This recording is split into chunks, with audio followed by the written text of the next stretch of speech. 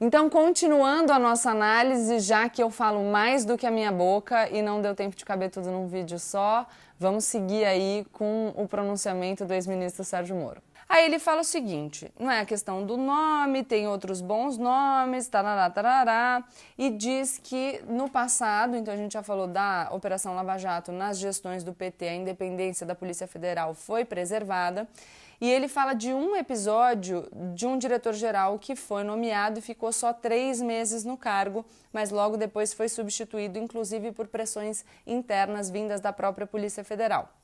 Ele está se referindo, nesse caso, ao diretor-geral Fernando Segovia, que foi indicado pelo ex-presidente Michel Temer. O que aconteceu na época foi que esse diretor-geral, antes da conclusão das investigações num inquérito que investigava condutas do ex-presidente Michel Temer, deu uma entrevista praticamente inocentando o ex-presidente, o que fez com que, inclusive, o ministro Luiz Roberto Barroso, do Supremo Tribunal Federal, convocasse ele para prestar esclarecimentos. Ele foi lá prestar os esclarecimentos, disse que havia sido mal compreendido, mas esse episódio gerou muito desgaste para a imagem dele e ele ficou na direção-geral da Polícia Federal só por 3 meses e foi logo substituído. O Moro continua dizendo que essa pressão do presidente Jair Bolsonaro continuou e que ele falava de trocar não só o diretor-geral da Polícia Federal, mas também superintendentes. Ele menciona especificamente o superintendente do Rio de Janeiro e de Pernambuco e insiste nessa versão de que ele dizia que o problema não era trocar, mas era ter um motivo justo e legítimo para efetivar a troca e, na substituição, respeitar os critérios técnicos. E aí ele fala que ele tentou ao máximo se manter no cargo. Eu quero achar aqui a expressão. Ele fala, dialoguei muito tempo com o presidente e busquei postergar essa decisão. Eu acho que aqui a gente tem 2 cenários possíveis, tá? E aí eu vou pedir para vocês assistirem uma entrevista do Moro no programa Roda Viva em janeiro desse ano, na qual ele diz expressamente que o presidente Jair Bolsonaro nunca fez nenhuma pressão aí sobre a Polícia Federal na condução das investigações, o que vai de encontro ao que ele falou no pronunciamento dele no dia 24 de abril de 2020.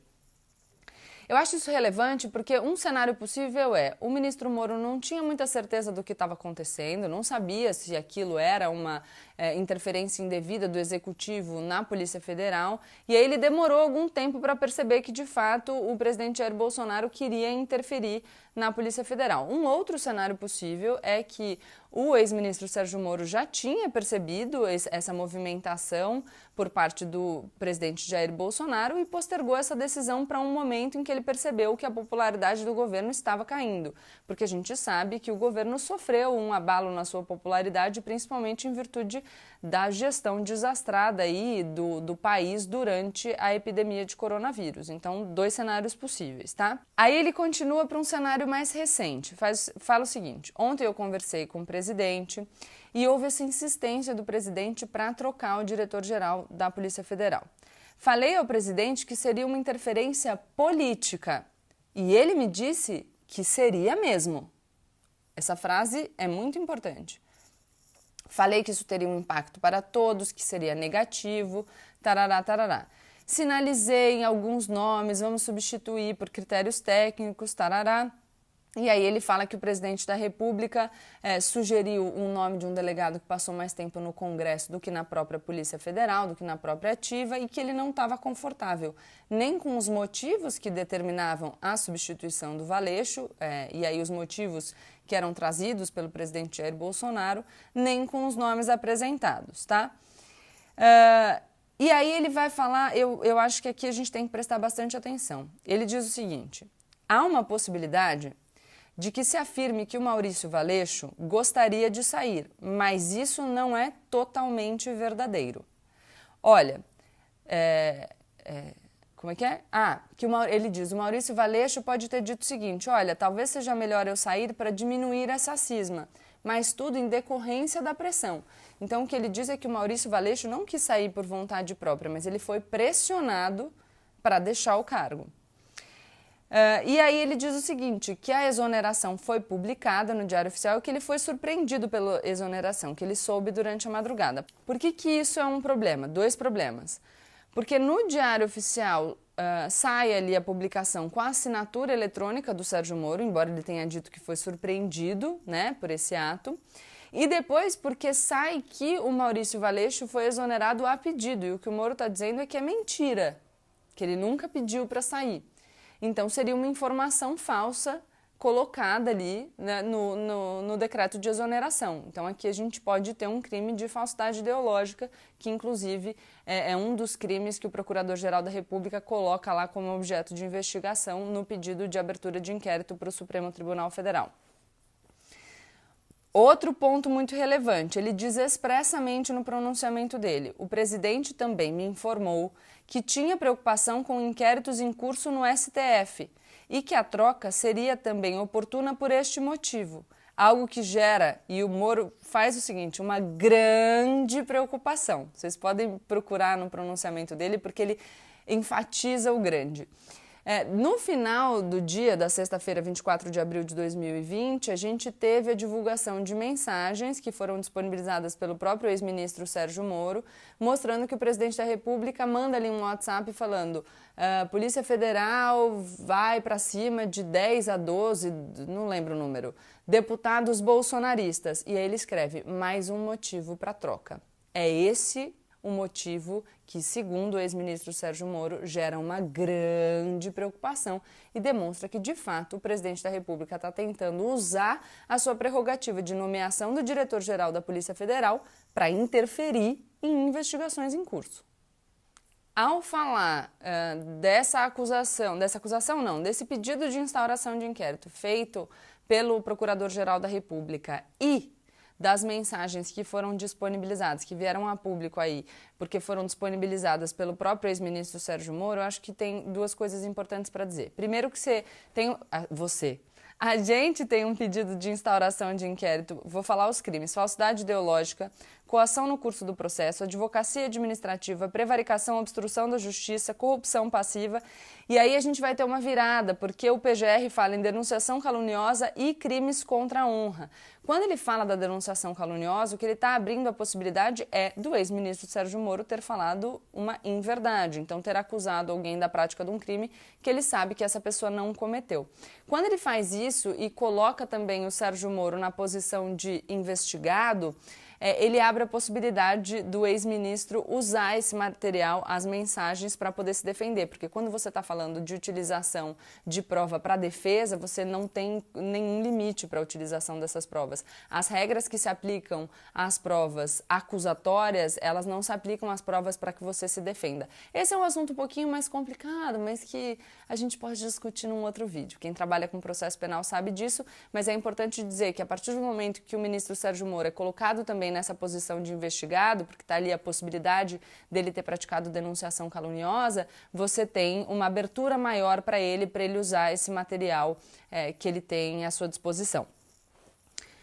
O pedido de instauração de inquérito feito pela Procuradoria-Geral da República foi distribuído para o ministro Celso de Mello, que é o decano da Corte e que se aposenta ainda nesse ano.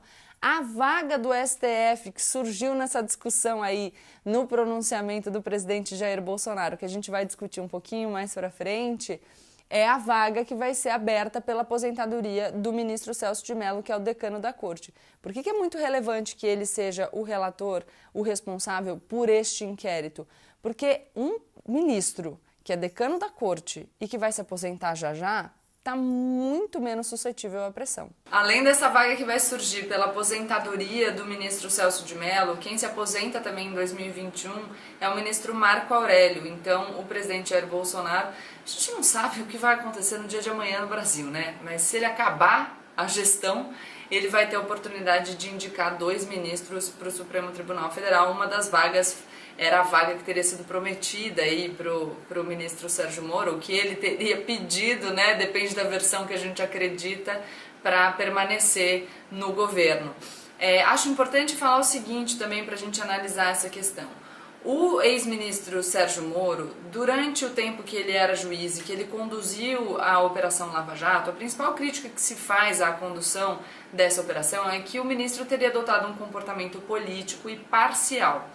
Quando ele faz esse movimento de bater no bolsonarismo e aí fazendo uma denúncia sobre essa tentativa do presidente da República de direcionar, de usar a Polícia Federal como uma polícia de governo e não uma polícia de Estado, uma polícia para servir aos seus interesses, ele se coloca numa posição de imparcialidade. Então, politicamente, para a imagem do Sérgio Moro, é um movimento muito interessante da gente observar.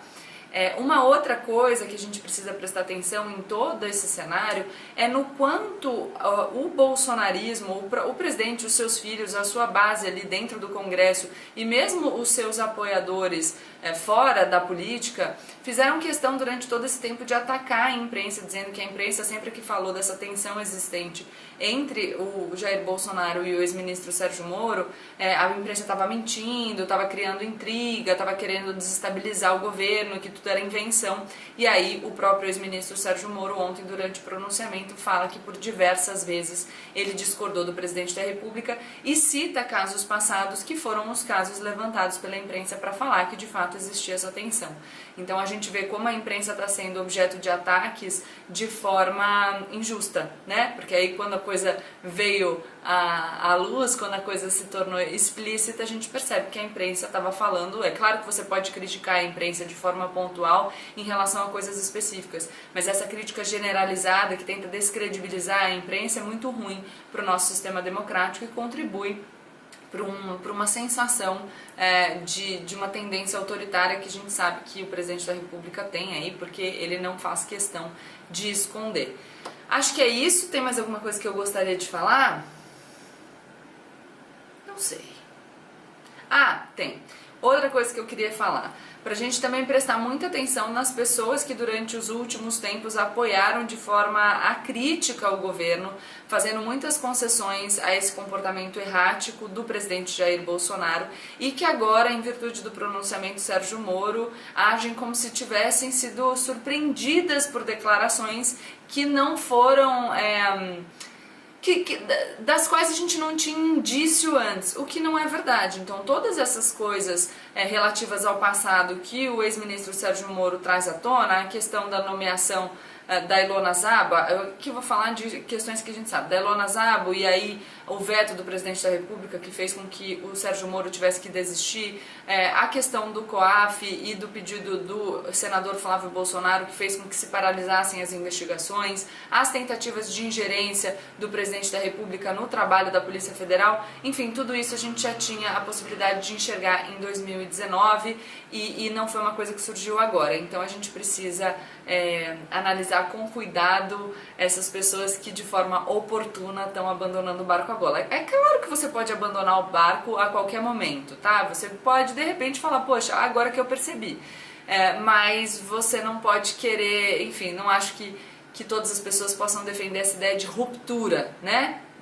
Então que a gente precisa ter muito cuidado para avaliar quem de fato mudou de ideia e de forma genuína se decepcionou só nesse momento e quem adota uma retórica oportunista só para se descolar de um governo que agora que sofreu o seu maior baque, que vai enfrentar uma queda de popularidade. A gente viu aí que pela primeira vez desde 2017 o presidente Jair Bolsonaro perdeu seguidores nas redes sociais e a gente sabe que esse é um termômetro muito valioso para o bolsonarismo. Então, só analisar a conduta de todos os personagens que estão envolvidos aí nesse caos que a gente tem observado desde a quinta-feira, tá bom? Beijo! Eu vou fazer um vídeo comentando também o pronunciamento do presidente Jair Bolsonaro. Eu imagino que eu deva ter passado um pouquinho, ou um poucão, né?